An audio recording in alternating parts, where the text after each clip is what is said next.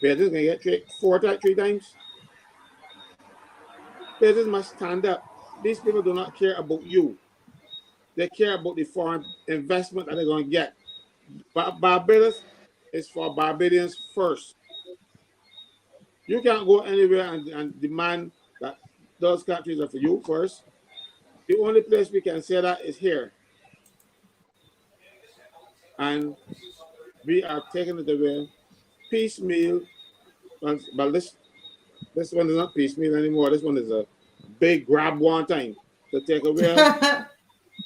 Next thing you know what will happen, you will have to, when you get by the garrison there by the old police just before the defense force, you will have to turn and go across there and make your way down to get another town because they got all on the block off your way. They are looking out for the best interests of the people who they go there and laugh in the face when they got their meetings. I don't even understand what people are trying to do to you. Making this a nation of servers. Mind you. You know, Kimar, I'm saying what say the average Barbadian? What can they do about this? You know, what can they really do about this? Because it's obvious that the writing is on the wall. They're going to, you know, and I guess that's why they put that beautiful park there, and hit down the fire, move the fire station, move the NIS building, because there is this plan to make it a tourist. Will become a tourist area. Is this what it is? You know, catching on. Yeah, but in that same document there. Yeah, and I seen document there actually spoke to expanding the Golden Square Park. They actually said that right there. So the implementation of Golden Square was probably the second thing on the list. So they're implementing the plan slowly but surely, and they may not do it with one fell swoop, but over 5, 10, if they get another term, 15 years.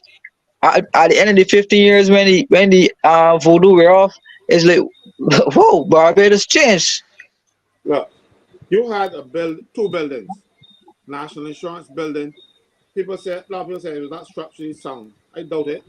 I worked in that building, and they had a lot of contamination in there after the water and stuff. And when they found out what was happening, there wasn't anything wrong with the building. The damn people did not cover back the water tanks, and the pigeons were stolen in the water. That was what it was, you know. So they were going to ban the building to find out that it was the pigeons down, going in the water. The pigeons were there, sitting on the edge of the tank. The covers were off, and next thing you were drinking that. I challenge anybody to deny that to be the truth. But they pushed down that, and they pushed down the fire station was next to it. Now we have no fire station in BRIDGETOWN. And from what we can see, since they built that square, Golden Square, or where the fire station used to be, and moved the fire station out of BRIDGETOWN, they had a couple of fires in BRIDGETOWN. One was so close to where the fire station used to be that the firemen could have run out with a hose and out the fire.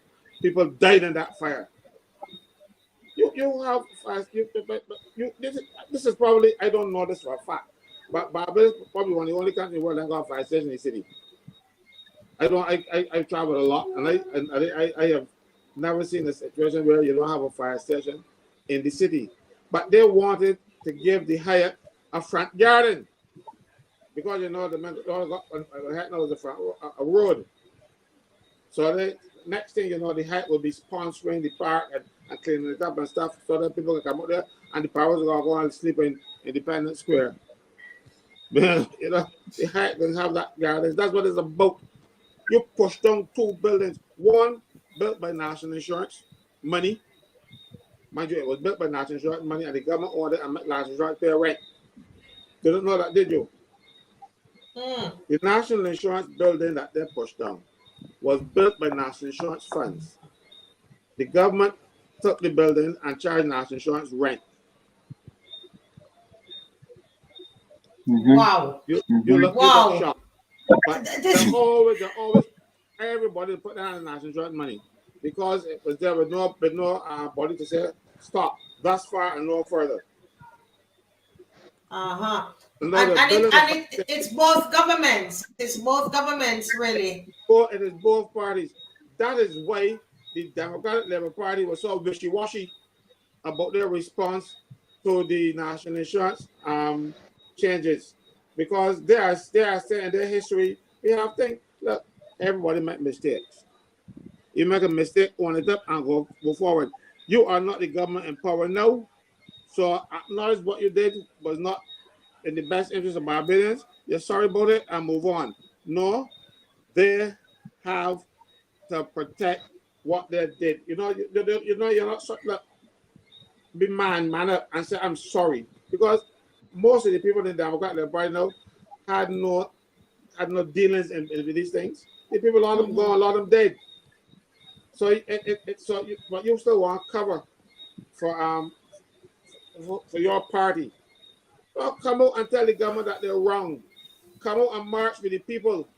When the merchants in Bridgetown marched because they wanted to remove the NSRL, which I think was a much fairer tax than any other tax that we have, the merchants don't want to pay. Who was in front of the march walking? Mayor Motley. Leader of the opposition, Mayor Motley. She was in front of the march. And now people crying out for the national insurance benefits and stuff, who is not seeing anywhere near the march? The Democratic Labour Party. Well, it should be shame, you know. Well, I just want to put my disclaimer so that I was present as a member of the Democratic Labour Party. Can't speak for who else. I can't speak for who you directly mean. But you know what? They're trying to investigate what it is. You know and I must say that I of this of Mr. Stewart, because he did say that the issue with the NIS was, you know, created by both parties, both governments. So you think Mr. Stewart is a young man, great young man, and he has an independent mind, which does not sit well with political parties in Barbados. You want drones. Poor fella, he's not a drone. He can think for himself. So they're going to try their best to take him out. Both parties are going to try to take out him. You want to know why? He's an independent thinker. You don't want independent thinking. You want idiots. Look at the government of Barbados now. Look and see how it is made up. And look and see how many entrepreneurs you had in there. 2 or 3. All the rest are people who can't find a job nowhere else, unless they're in power. They don't want people like him. No party. Because they can't control his mind. But those people who don't have anything in their head, when you got nothing in their head, people can put anything in it. And that is the problem I got with him. So he ain't one of those people that I'm talking about. Yes, he's a member of the Democratic Labour Party, but he is not one of the people who making the decisions, who refusing. Like when he tried to hold a meeting, the party then coming after him and said, "We can hold a meeting, you can't hold yours." Just to draw him. I don't know anything about these things. I don't want him to speak because he might be in enough trouble with him already. But I know of these things. He proposed a meeting, advertised it, tell the party to have a meeting. The party said, "No, you can have a meeting, we can hold one," and draw him out because they don't want people like him. They want yard fouls. They want people who don't think for themselves. And the problem with the leaders in Barbados, we have a culture of a supreme leader, who is a maximum leader. And if you are in there and you challenge the leader or anything, they want to take you out. I told one that leader is so true. I told a leader one time, and he probably wasn't speaking to me afterward for a long time after. I said, "Let me tell you something. Your name is Arthur. Wayne, not King, Arthur." And he got vexed. You see, the problem is that they're like people to adore them, and you see people know if you become a political leader, all of a sudden the parties that you are a part of start like almost worshiping you. You are venerated, that kind of nonsense, and then you could do no wrong, and that is what's happening in Barbados Labour Party. We have some person with limited ability, but she become leader, and all of a sudden everybody bow down and worshiping. And she could do no wrong for it. And she's destroying the place. You know, this person is saying, when I'm gonna read it, but I don't mean overthrow in that way. She says, why is it taking Barbadians so long to come together and overthrow this government and these politicians? And I don't think she means that a coup or anything of the sort. But the point is that when you think, guys, as I'm sitting here, you see I've been quiet and I've been doing a lot of thinking, Kimar, as you guys have been putting up the pictures when I saw these things, and we told you about the government headquarters, that it is up for, they call it reinvestment, meaning for sale. This is right here in this document. All right, it's right here in the document, guys. Nobody, this is not something made up. This document, we showed you that it started off with the prime minister giving a message and selling Barbados how beautiful it is. Right, and it finishes with her signature. So this is an official document. All right, and I'm saying, as a Barbadian, you're listening to all of this. What is going through your mind? What is going through your mind? Does that mean we're gonna all be living in the interior, as Caswell is saying? What's going to happen to Bridgetown? What are we going to be able to go into Bridgetown again? What's going to happen? I don't know. I'm just asking all these things because it's the government headquarters, Kensington Oval. Does that make sense? Why would you want to sell those things? Am I being naive? I don't understand. I don't understand. Well, money, money, money. You're not listening. Kibar is listening. It is power economics. You sell where you got to get money now. After that, when you sell everything, you got nothing left. They don't understand that. If I can understand, if you go on a joint venture with some people or lease the land to them, because you can't take up land and go away with it but no. People will own the land and they will leave it there if they get back to the government and don't do the investment after that, and you will bear trouble. So if it was leased land, you can say, okay, well, the lease expert, or you live up to the conditions of your lease, we can take back the land. But no, these people don't think that far, and so they're just like paroles. I tell you, this is power economics. You got assets to sell them, and you wait till you have assets left, then you start worrying where to get some from there steal. Marshall, you're a Jamaican, so sorry. I would say, Marshall, you're a Jamaican, so in Jamaica there's something called toll roads. Called who? Tolls where you have to pay to drive on the road. Yes. No. What, as I mentioned earlier in the show, we have to keep our eyes on the parish of St. Andrew as a whole, right? As I said, we received close to $300 million for roads investment in St. Andrew, and particularly the Scotland district. Now, a road don't give you back the money. A road is not an investment, right? So, how now when Barbados do not have the money to repay these loans, how then would the Chinese get back their money? So that caused me to look into what happens in Jamaica. Correct. When tolling booths are set up around the edges and in and around certain places, and then Barbadians have to drive on their own roads, pay to drive on their own roads, while still paying gas tax and all type of tax or whatever for the same roads, on top of being taxed in the first place to help pay to build the same roads, then we will understand what is really happening in Barbados. And you can't use it no more for free. I trust and believe it's already happening in Jamaica, where Jamaicans have to pay tolls to drive on their roads. So don't feel you're correct, and we are paying. And is it Chinese? Is it Chinese that are benefiting? And the Chinese own the roads. The Chinese do own the roads in Jamaica. Wow. At least 16 kilometers of highway. Somebody's asking here if the government is, Mr. Maximus, everybody, I mean, I'm shocked. So they're asking, is the government broke? Why is it you would want to sell the government headquarters and all these different places. It's at Kensington Oval, you know, all these hotels gonna be all over. Is the government broke? Who can delve into that one?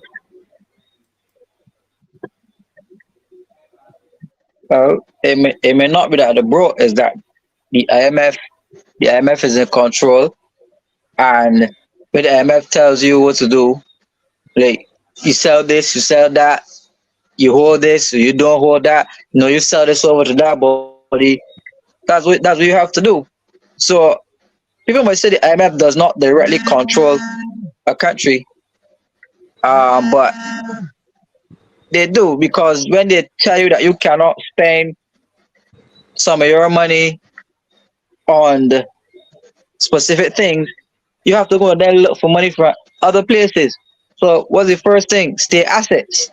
You have to sell off your assets because you have a loan payment for $300 million coming up. So you got to put some assets on the book that value Ah, $300 million so that you can repay those loans when they become due. I tell you, Barbados borrowed $4 billion in debt since 2018. okay. So they are, so This what just they're doing, this had and nothing to do this with document. it. So this document here Sorry, go is ahead. from 2019. 2019.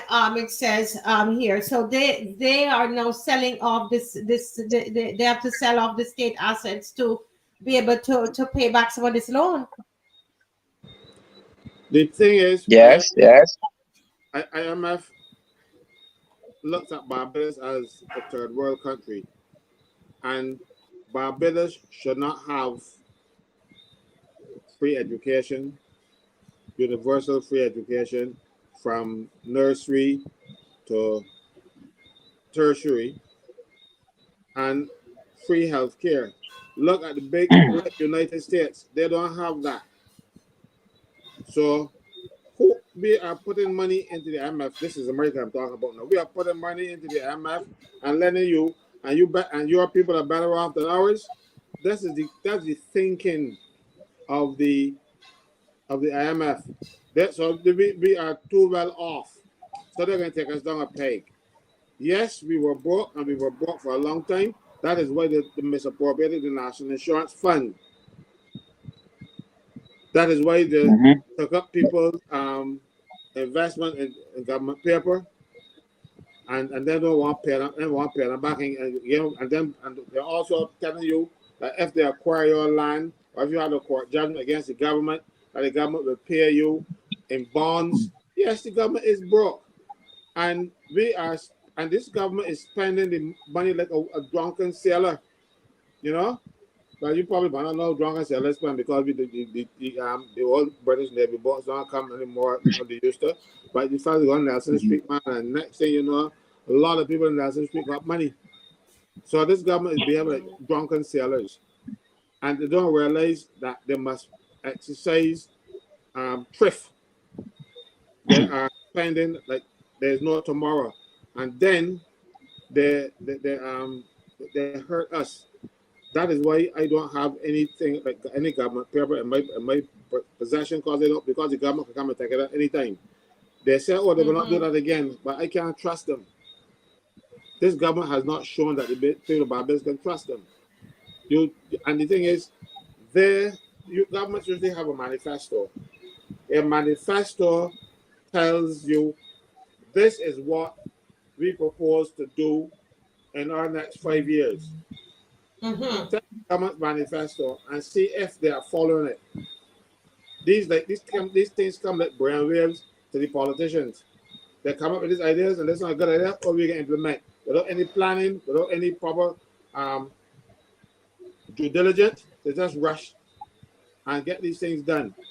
And all along the manifesto that they are elected to put in place, go on the begging. I am very sorry, but we have a very incompetent government. Mm-hmm. And as I said the last time, the fellas have no, yes, they have, but they don't got nothing here on them. You know what I'm talking about. You know, these people. I am sorry, but they juke us once, they juke us twice, and there's some business out there still remain Duke and don't do anything else. I'm sorry, but they just have to wake up. You Yeah. have to Do wake you know up. that? Do you Go know that ahead. the IMF has been telling Barbados every since early 90s that your pension system is too generous to your people. Why do your people get non-contributory pension? That's free money and you need to cut that out. I mean, and they say in, I mean, not such plain language, but they say in economic terms or economic language.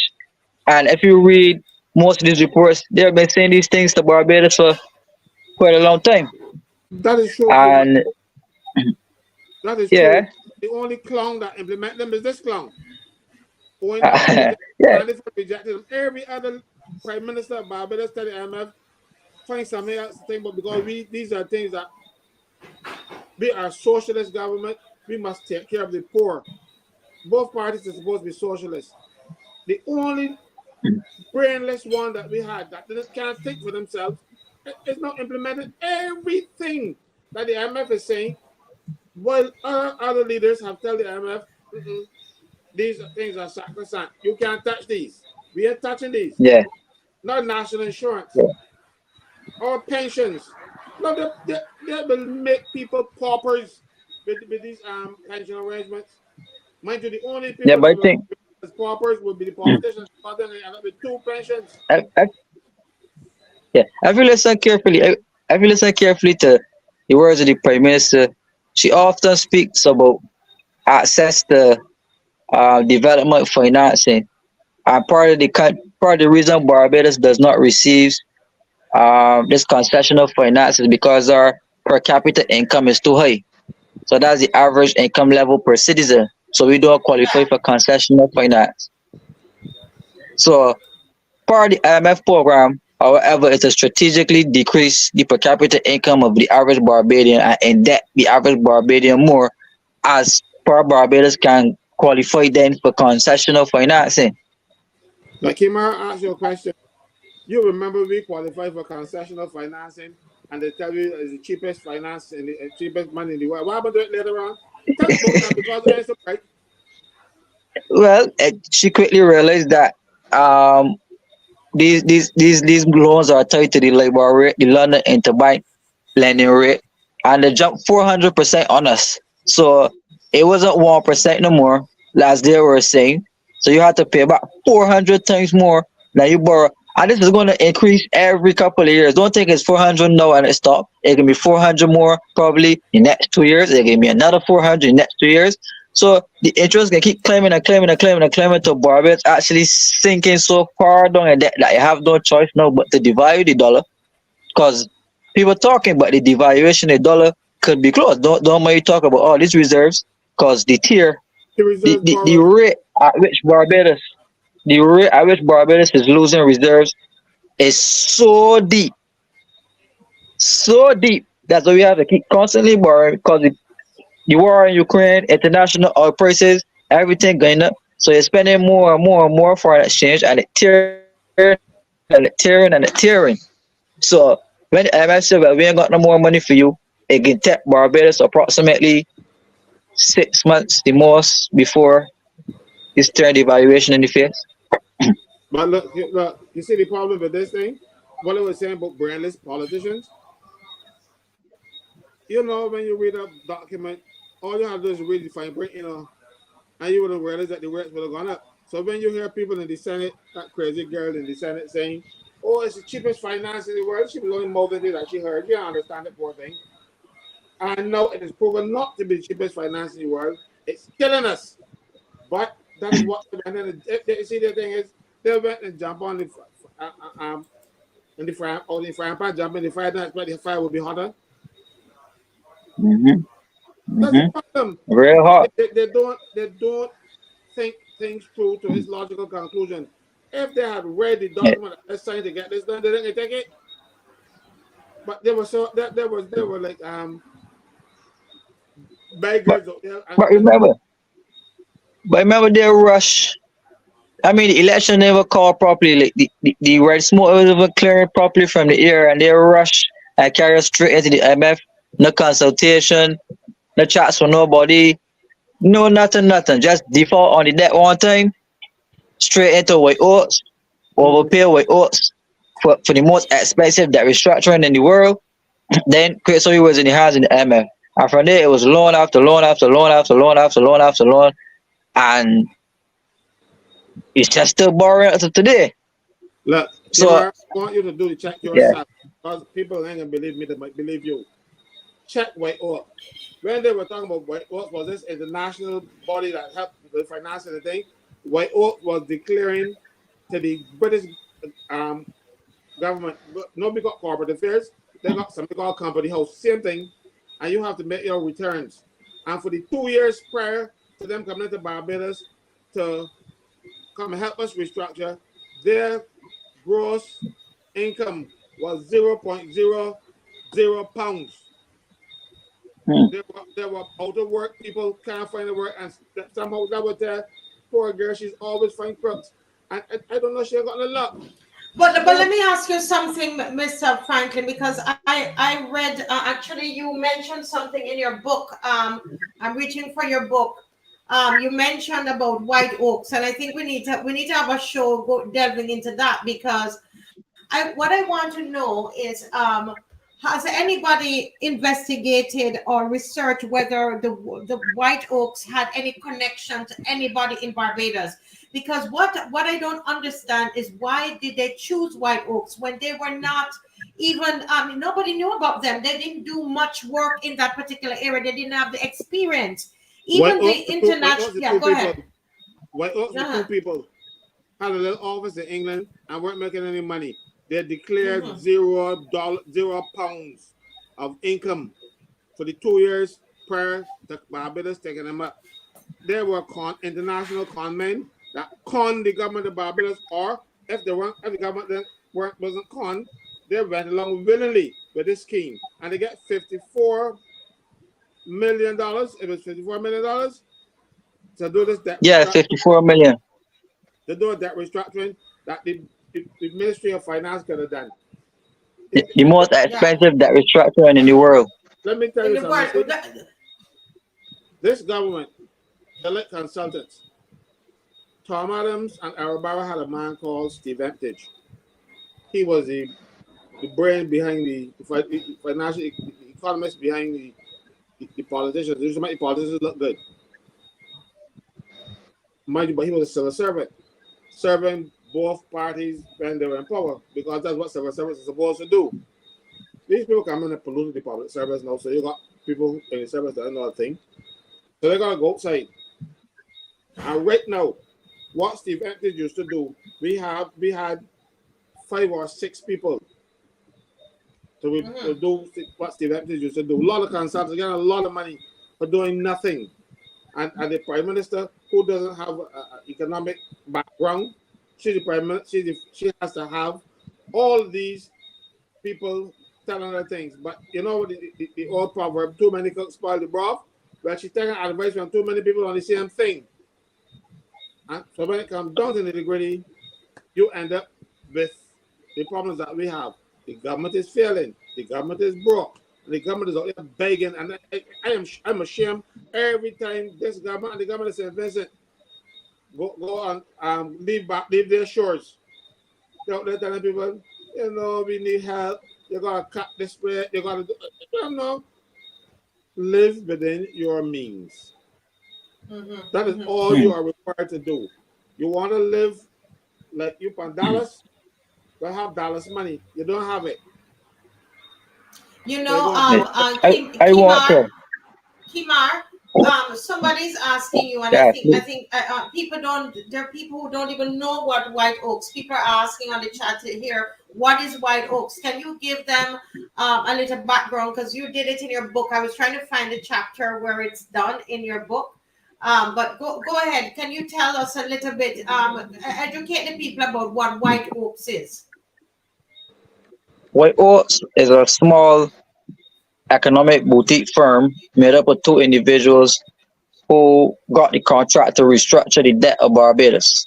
So when the government got in, you were here talking about, oh no, the Democratic Liberal Party left X amount of billions of dollars in debt or whatever, and we came in and we did a debt restructuring, and we paid with Oaks $54 million